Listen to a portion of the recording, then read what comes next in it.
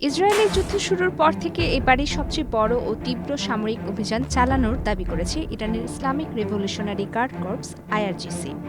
দেশটির রাষ্ট্রীয় গণমাধ্যমে প্রকাশিত এক বিবৃতির বরাত দিয়ে সিএনএন ও আল জাজিরা এই তথ্য জানায়।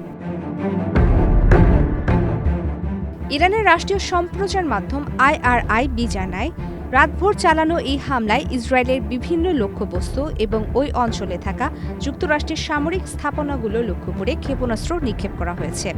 তেহরান দাবি করেছে, এই অভিযানে তাদের দূরপাল্লার ব্যালিস্টিক ক্ষেপণাস্ত্র খোররাম শহর ব্যবহার করা হয়েছে। পদ্মা সেতু, মেট্রো রেল এবং এলিভেটেড এক্সপ্রেসওয়ে নির্মাণের গর্বিত অংশীদার বসুন্ধরা সিমেন্ট। আইআরজিসি এক বিবৃতিতে জানিয়েছে, পরিকল্পিত ও শক্তিশালী এই হামলা অব্যাহত থাকবে।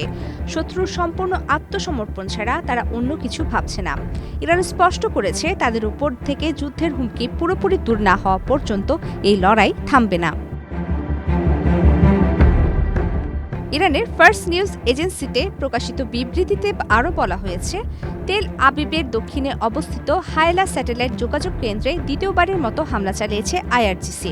এছাড়া বীর ইয়াকুব, পশ্চিম জেরুজালেম ও হাইফার বিভিন্ন সামরিক স্থাপনাকে লক্ষ্যবস্তু করা হয়েছে।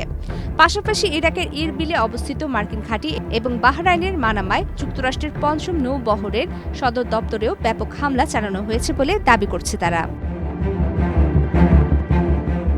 এদিকে গতকাল মঙ্গলবার পেন্টাগনে এক ব্রিফিংয়ে যুক্তরাষ্ট্রের প্রতিরক্ষা মন্ত্রী পিট হেগসেথ বলেন, শত্রুকে সম্পূর্ণ ও চূড়ান্তভাবে পরাজিত না করা পর্যন্ত যুক্তরাষ্ট্র অভিযান চালিয়ে যাবে।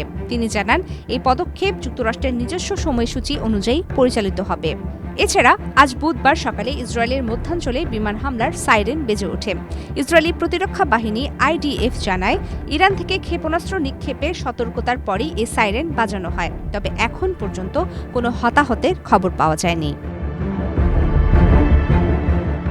প্রমিতি কিবরিয়া ইসলাম, বাংলাদেশ প্রতিদিন।